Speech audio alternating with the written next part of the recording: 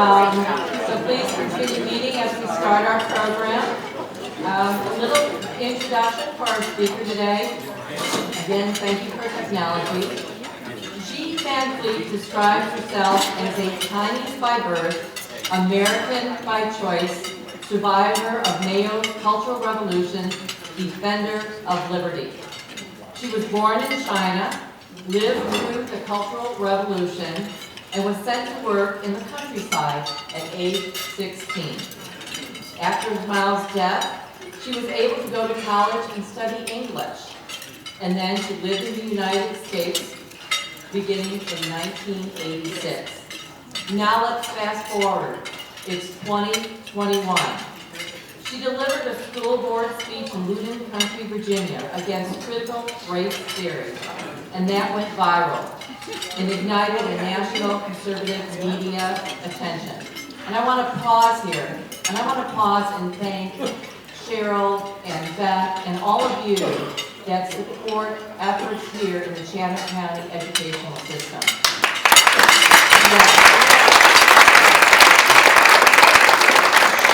Made a difference in her county and nationally, and you're making a difference here, and we have to keep up. And I think she is just a good example of what can happen. She now devotes her time and energy full-time to warning about the parallels between Mao's Cultural Revolution in China and what's unfolding in America today. Since going public with her message, Jean Van Fleet has appeared on Fox News, Newsmax, and radio shows and podcasts across the country. Whereas we would have loved to have her here personally, we are honored to have her with us virtually. And now I will turn it over to my capable team in the back for connection with Jean for her presentation. Thank you, Ryan and Angie, and welcome, Jean. Is that my turn? Okay. Hello?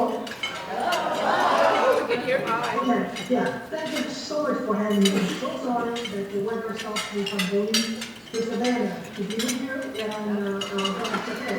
Thanks for the opportunity to still have this talk. And so, today I'm going to talk about cultural revolution. I think by now most people know, even the most the media applied people. No, some things going on in America, and then most people heard about the word war. But how many people really understand this is a Marxist cultural revolution? And we need more and more Americans to realize that's what we're dealing with. We're dealing with Marxism and communism. And I don't know, it's my luck or it's my misfortune that I experienced one. I went through, lived through the Marxist Cultural Revolution, and I'm living through with all of you another cultural revolution, and the two most important Marxist cultural revolutions in history. Next slide, please.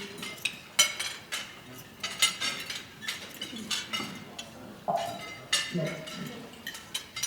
I can keep quoting. So it's Marxism in America, and it's not what I just tell you that I think it is. They tell us that it is here.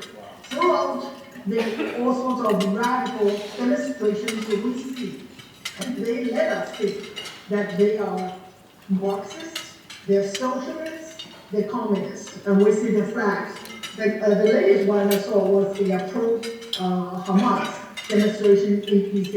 They carry the hammer and the sickle communist flags. So it's here. It's not just uncanny. And they are telling us it is right here in America. Next. So what is a Marxist revolution? And there are two different kinds actually. And I did not live through the first one, and I lived through the second one. My parents lived through the first one. So that was the classic Marxist revolution. And that was using violence, using military insurrection to overthrow a system, to overthrow a government. And that's what happened in Russia in 1917. And that's what happened in China in 1949. The communist party have their military forces. They use violence and overthrow the sitting government, which is the nationalist government, which is now in Taiwan. So they succeeded in overthrowing a system. And that's what Marx predicted that would happen in the most industrialized countries such as Germany, Great Britain, France, and later, of course, the United States. But that did not happen. Why? Because capitalism actually worked things out and created wealth for more people. It created a middle class. And those people are not only doing a bloody revolution to overthrow the system, but for the committed communists, they still want to overthrow this capitalism. They absolutely are devoted to that cause. But they know they can't use really the violence and the insurrection. So in the 30s, there was an Italian communist. His name is Antonio Gramsci, the one in the middle. Okay, so he came up. He realized the Marxist method would not work. So he came up with something new. He said, we could not defeat capitalism with forces, but we can defeat capitalism by defeating its culture, by changing its culture. He called it the hegemony, the dominant culture. We can defeat it by working within the system. And that actually is what happened today. He is the grandfather of cultural Marxism. To use cultural Marxism to defeat capitalism. And Mao actually practiced both. He launched two revolutions. He launched the first one to overthrow the city government in 1949, and then he launched the second revolution, and that's the Cultural Revolution. That was from 1966 and lasted 10 years until his death, 1976. So look at the difference between these two for Mao. Is the same.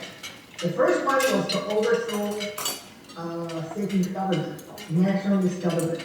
The second one was also to overthrow a government. Only this time it is his own government. It is his own party, the CCP. Why would one day do that? I will explain. He wanted to do that because he wanted to keep the power he thought he was lost back. And so I was unfortunate to live through the second cultural revolution. I was only 7 when it started, and when it was over, I was in the countryside. After high school, I was sent to the countryside because the cultural revolution destroyed everything. There's no job, no nothing for the young people. We were sent to the countryside to get our so-called re-education from the peasants. And I stayed there for 3 years. And then eventually I was able to go to college after Deng Xiaoping. Mao's successor took over China. And eventually I was able to get a citizenship and come to study in America. And I came to this country in 1986. That is my kind of very, very brief story. And next slide. Okay, so now we know we are really now experiencing a cultural revolution. What is a revolution? Revolution is something to overthrow a system, an existing system. It's destruction. It is all about changing everything.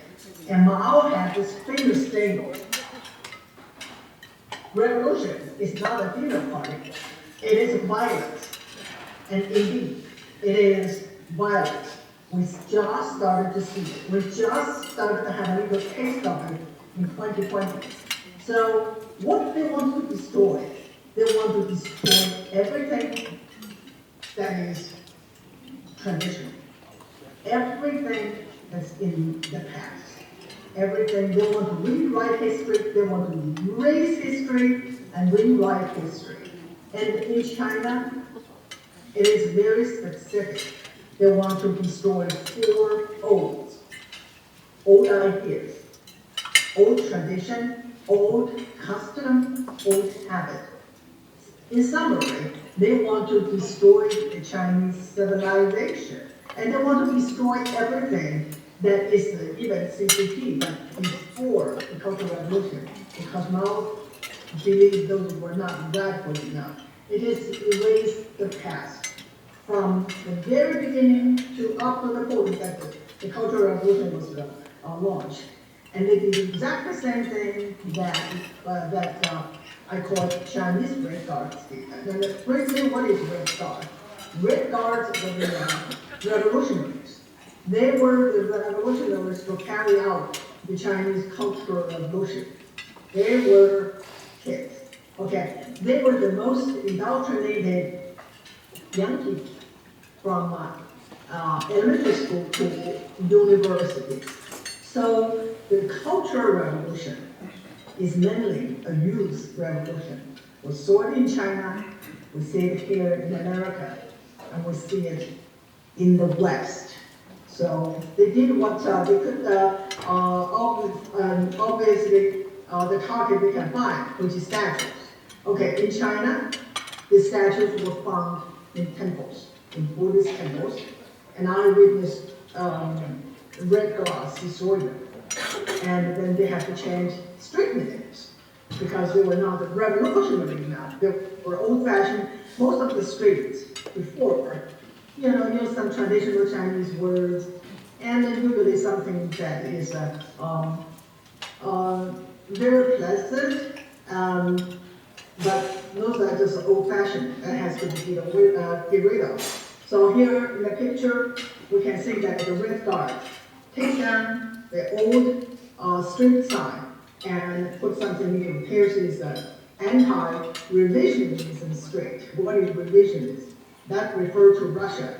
Mao thought that the Russian communists were revisionists. They were not true revolutionaries. So anyway, and just last week, I was in DC, and I was invited to be part of the documentary about this guy from the Space Force. He was purged because he wrote a book about Marxism in military. We were standing in a street that leads to the White House that was renamed by the BLMers as the Black Lives Matter Plaza. You know it, you saw it. And so while we were talking during the filming, I said, one day, after we defeat the wokeism, the American Marxism, I really suggest we should keep the sign there. We should keep the sign Black Lives Plaza there to remind us that at one time, the Marxist revolution was so close to take over our country. And I think that's important. And that's exactly why the next slide. That's exactly why the left are so keen to destroy statues. They started with Confederacy. And now, Trump warned they are going to go on, they're not going to stop. And Trump was right. They went all the way to the statue of Washington, Jefferson, and even Jesus, even Mary.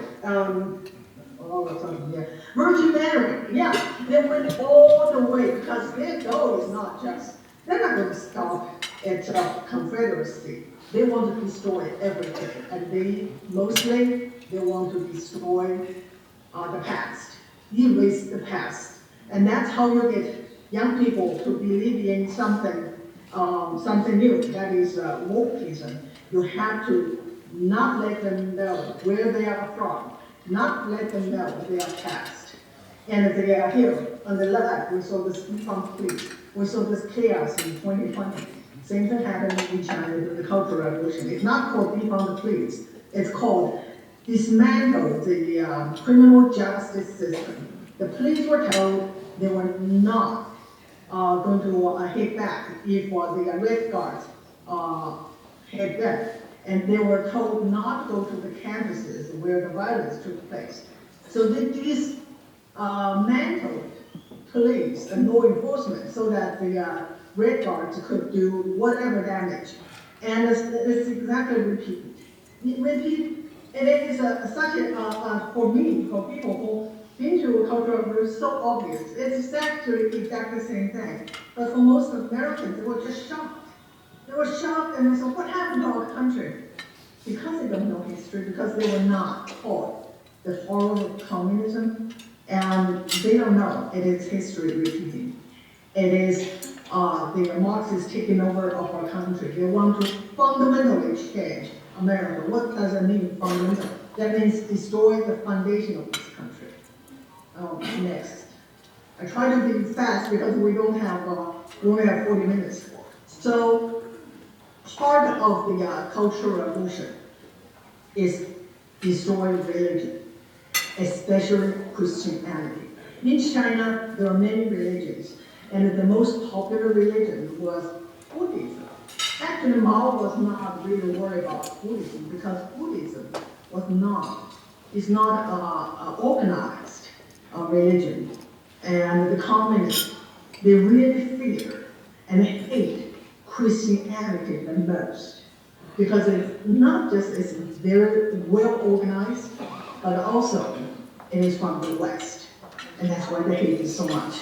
So the first picture you can see on the left is the Red Guards have struggle session against the nuns, and then after that they were all expelled.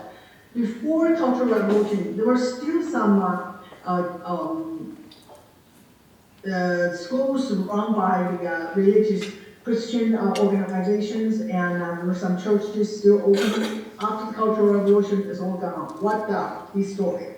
And today there are still some churches open. In the MOP, in the picture in the middle. And in the church, it is, you can see that it is a simple rural church. In it, next to the cross, was the portrait of Xi Jinping and Mao. And there is a Chinese party flag there. So it is a 60 feet round church. And of course, they hate anything that is growing, that is popular. The picture on the right is a dismantle of a mega church. They hate something they cannot control. Next. And this is exactly what's going on in America. They hate Christianity.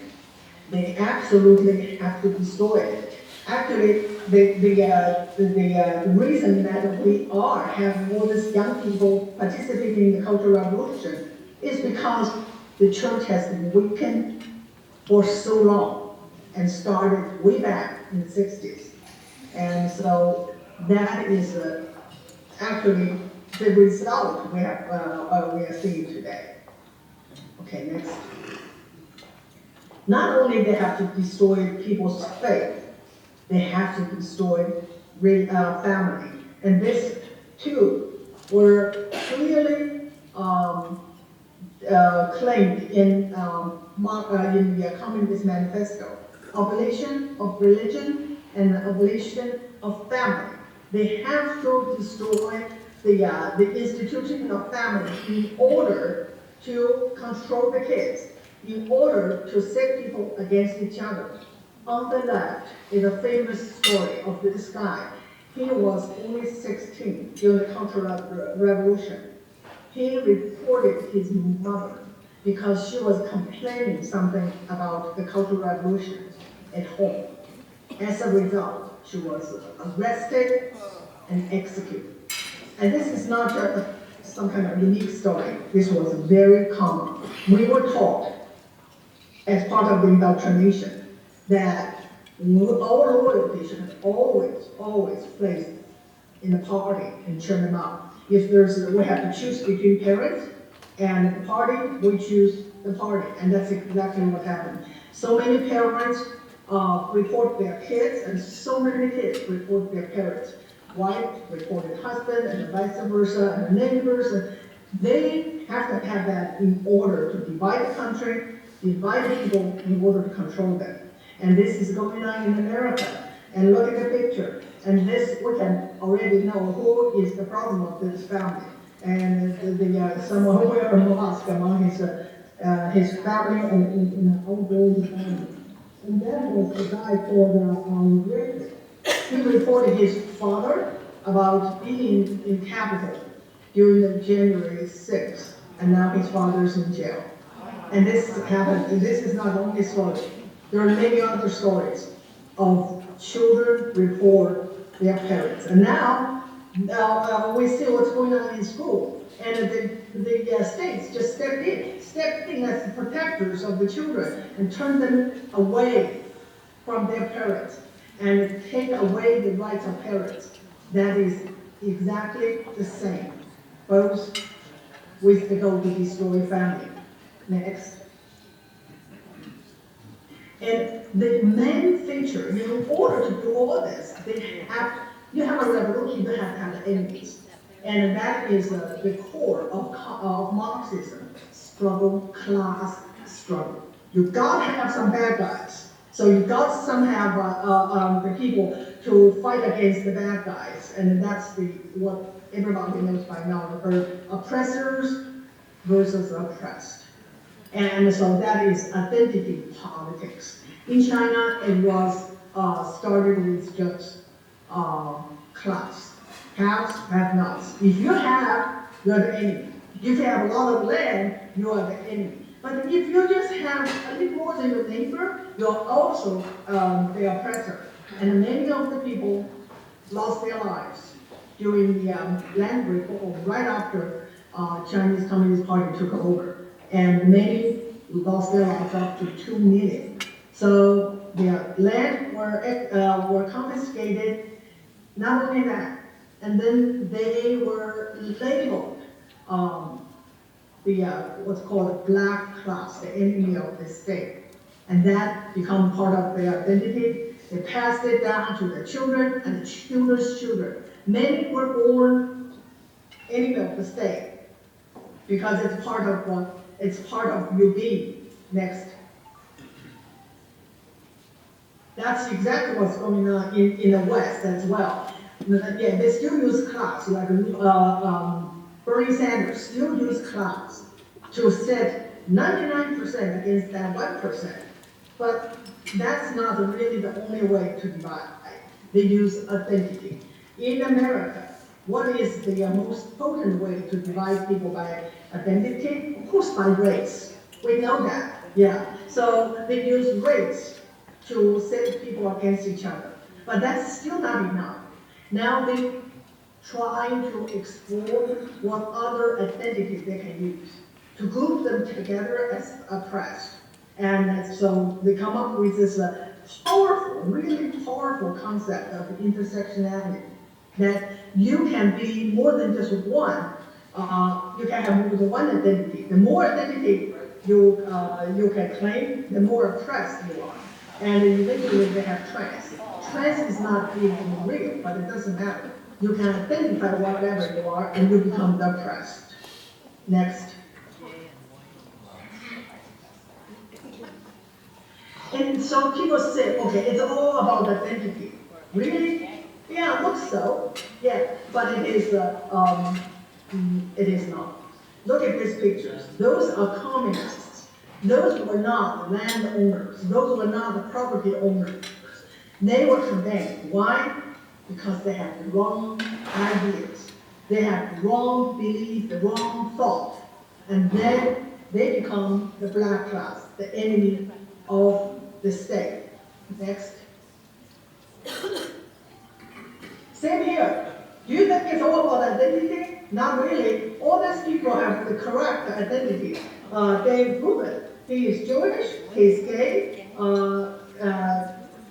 Caitlyn Jenner is trans. And our Lieutenant Governor, Sears, is black. They have so-called correct identity. But no. They are and their identity doesn't matter because they had the wrong ideas, the wrong thought. They were the enemy of the state.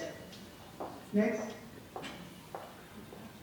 So you say, okay, really, it is about identity, and now it is about ideology. Well, when you really think about it, it's not. Okay, all these people from the left, that was, the first one was the president of China, Liu Shaoqi. He was a devoted communist, and he had all the right box to check, but he was condemned and persecuted to death. And then the one on the right corner, bottom right corner, was the father of the China's new dictator Xi Jinping. He was purged and was paraded and humiliated. And they were communists. Why they were condemned as the enemy of the state? So now we can see it's not about ideology, it's not about identity, it's really about power. The Marxists, they don't give a damn of Marxism. They don't give a damn of equity and of diversity. All this are tools for them. All they want is power, and that's exactly what's going on today. All those are tools. Next. Here, people don't know the story yet. The ending, how the story ended. They haven't watched the whole movie yet. It's still unfolding. But I watched the whole movie.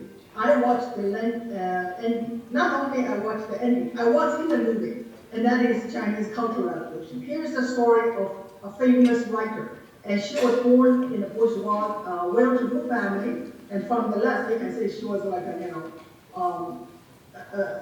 pretty young lady. And then she joined the revolution. She became a communist. And then eventually she joined the army. Okay, so you can think that, okay, she became communist. And what happened to her afterward?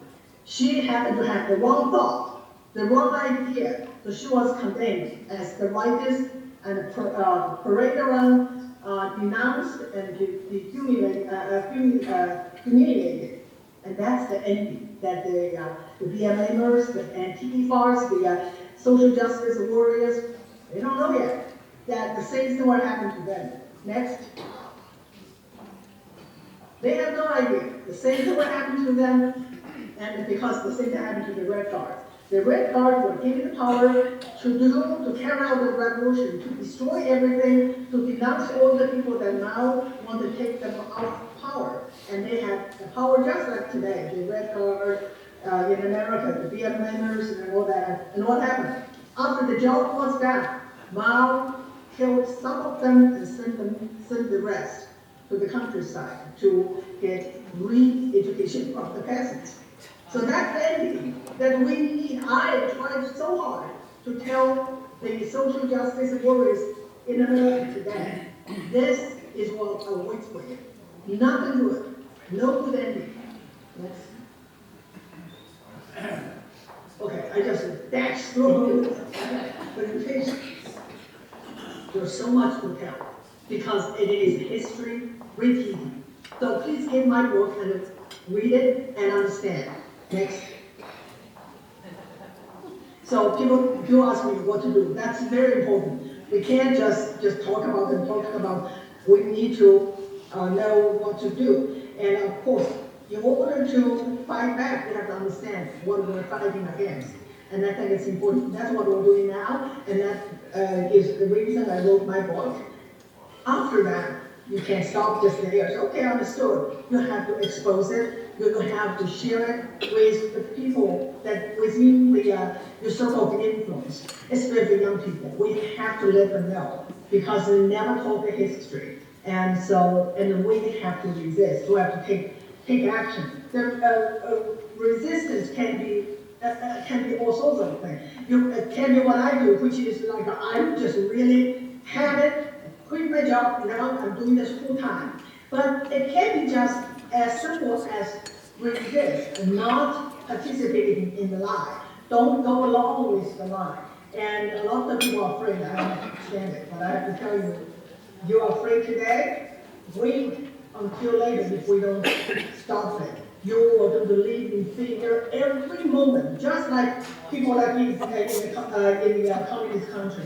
And your children's children were living here every minute of their life. So we have to get up, speak up, and get involved. So not involved as individuals, but we have to get organized. The communists are superb organizers, and so are the leftists, because they know that they have to get people, and they have to get people to take down the system, just like the Red Stars. So we have to organize as well. And so I always say, Mao organized the peasants and got them into power, and Obama organized the inner cities and got them into White House. But after they got there, of course they let the people they organized behind. But in order to fight these Marxists and communists, we have to get organized. And you are an example. You are organized, and everywhere I was invited to talk, they are organized. We have to do it everywhere in this country in order to fight and stop the communists and Marxists of destroying our country. Okay.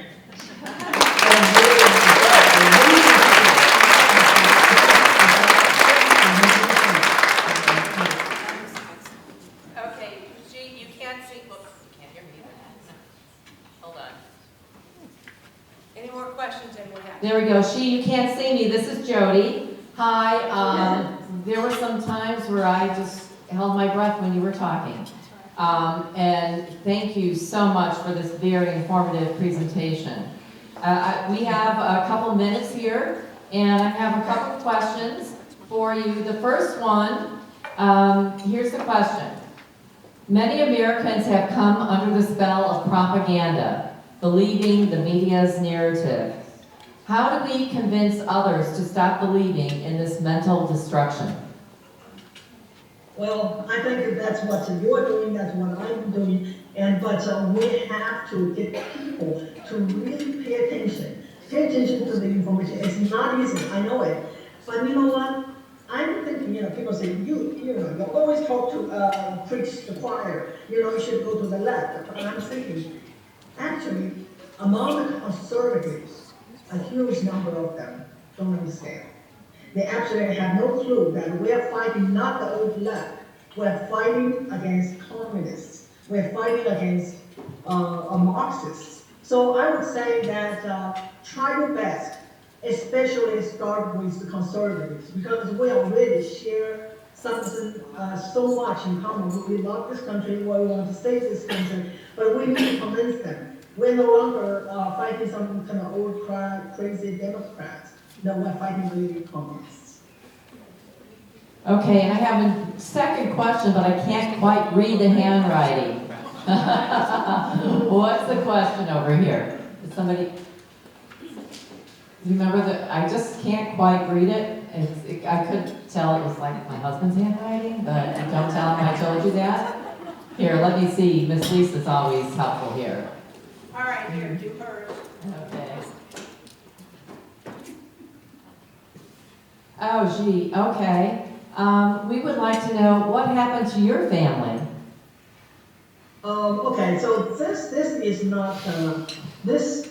Yeah, I usually don't talk about my family. Taking this step is I'm taking a big risk, not just for me, but for my family. Not just family here, but also in China. So it's not easy, I have to say. It's not easy, and it took me a while to. I did not have a lot of time to make the decision. I went to the school board thinking I just went to a local, event, and it was just local. I had no idea that Fox News called the next day, and then the Fox News Digital for an article. And at that whole moment, I know I have to make a decision quickly. Once I said yes, I no longer could go back to my privacy. And I have so much to worry about. I know the brutality of communist regime in China, and my family is there. And I also have to think about myself. I'm thinking about my family here. And but Well, I think that if we lose America, all this just don't matter. And so that's how I make that decision, and now there's no return. And I'm just hoping that for the best, for whoever that I put at risk. Well, we'll definitely keep you in our prayers. Thank you for sharing that. And we have 1 minute left. And now that it's explained to me, I can read your handwriting. Why do you think the United States remains in the United Nations? Well, this is really, and people say, power. Who wants the power? Who wants to destroy America? Well, in China, in the Cultural Revolution, it's Mao. We have a face there. We know who. But here, people say, this cannot be Cultural Revolution. We don't have Mao. That's absolutely true. We don't have a person. We don't have a face. But we have a group of them. It's a globalist. This is our enemy, a globalist. So it's a group of them. And they have actually taken over. Have you heard this expression, long march through institutions? They have, under our radar, little by little, they have taken over all our institutions in this country and all the institutions, the international organizations that have taken it. UN now is nothing but the tool of the globalist. And it's absolutely a Marxist and a communist organization. I would say anything they say, we should be against. Yep. Yeah, absolutely. Is that control? I think we got 100% approval of that one. So, Xi, on behalf of the ladies on the right, everybody here in attendance today, we want to thank you for what you do. We will pray for you and your family. Continue, we support you, and we are going to take your message to our friends, our family, our neighbors, our children, our grandchildren, to make sure that they understand what the message you shared today. It was truly enlightening. So thank you.